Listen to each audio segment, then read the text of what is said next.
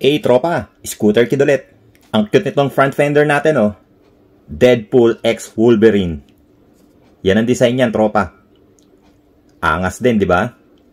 Ginamitan natin yan ng water slide decals at syempre, samurai paint ang pintura niyan.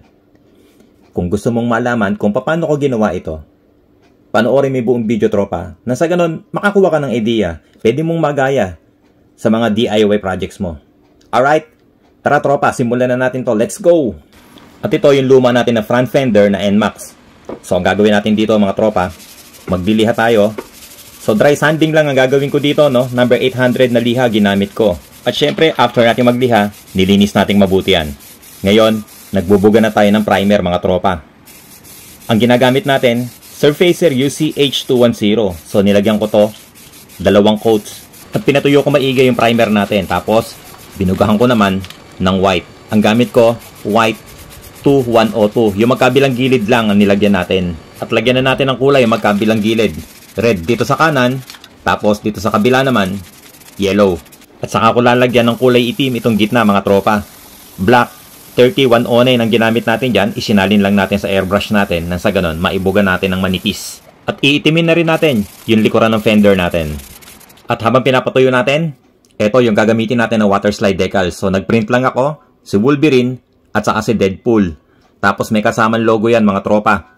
So, nung nagprint ako, no, hindi ko napansin, nagluloko pala yung printer ko, ang daming mga linya. So, ayan, nakita nyo, ang daming linya. Nang hinayang naman ako sa water slide decals, gagamitin na rin natin to. Para at least, makita nyo na kung paano gumamit ng water slide decals. By the way, mga tropa, no, ang binibili kong water slide decals, clear. Tapos, nagpiprint lang tayo gamit ang inkjet printer.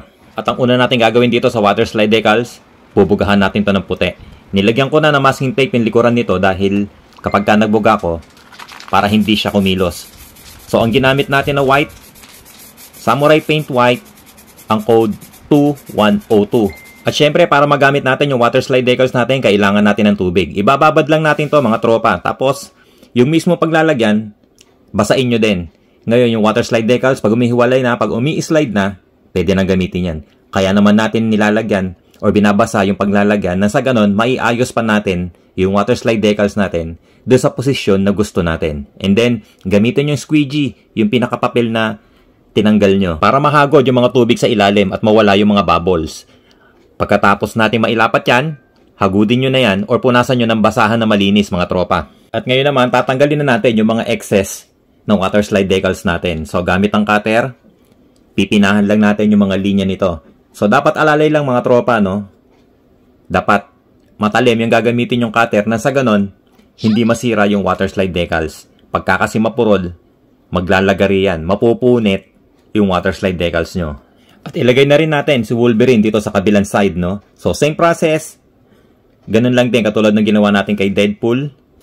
Tapos, dito sa harapan, ilagay natin yung logo. And then, pinatuyo natin mabuti yan, mga tropa. Dinilad natin sa araw yan. Nasa ganun, matuyo ng husto yung mga tubig niya. And then, nag-airbrush tayo ng kaunti dito para magkaroon ng kaunting design. Samurai Paint Black 3109. Yung ginagamit natin ngayon, mga tropa. Isinalin ko lang dito sa airbrush natin. At ngayon, top coat na tayo, mga tropa. Ang ginagamit ko, Clear 1128. So, last and final coat na tong inilalagay ko. Pero bago yan, ang ginawa natin dyan, mga tropa, binugahan natin yan ng Clear 1128. Naka-4 na coats ako.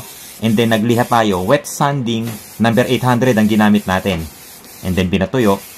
Kaya ngayon, ang ibinubuga natin, last and final coat. Wet application, mga tropa. Ito yung pagbubuga ng clear, ng medyo marami, pero dapat tatansyahin, hindi tutulo or hindi luluha. At ito na, mga tropa, tapos na tayo. Tignan mo naman ang angas ng front fender natin ngayon. O, di ba? Apakabangis. Meron na tayong Deadpool X Wolverine na design. Dito sa front fender natin ng NMAX version 1. Yun nga lang, kahit papano, na-minimize natin ng kaunti yung palpak doon sa pagkakaprint natin, ano. Hinapyawan natin kasi ng kaunting kulay. In-airbrush natin. Nang sa ganun, ma-minimize natin yung mga linya na nakita natin kanina doon sa printout ng water slide decals. So, ayan, mga tropa, no? Sana nakakuha na naman kayo ng idea. Sana nakapulot na naman kayo ng kaunting kaalaman kung paano gumamit ng water slide decals. At dun sa mga magtatanong, Yung water slide decals na nabibili, plain lang yon, clear at white. Ang ginagamit natin, clear. Tapos, nagpiprint tayo gamit ang inkjet na printer. Tapos, ang tinta, pigment, para hindi agad kumupas. Pwede rin naman yung mga ordinaryong tinta, no? Yun nga lang, after 3 months, medyo kumukupas na yung kulay. So, mas maganda, pigment ink. So, ayan mga tropa. Paano? Kita-kitsa naman tayo next video. Shoutout muna sa Samurai Paint Philippines. Maraming salamat po. At syempre sa libo-libo nating mga tropa na lagi nag-aabang at lagi nakasuporta. So ayun, kita-kits next video. Ride safe palagi mga tropa. Peace!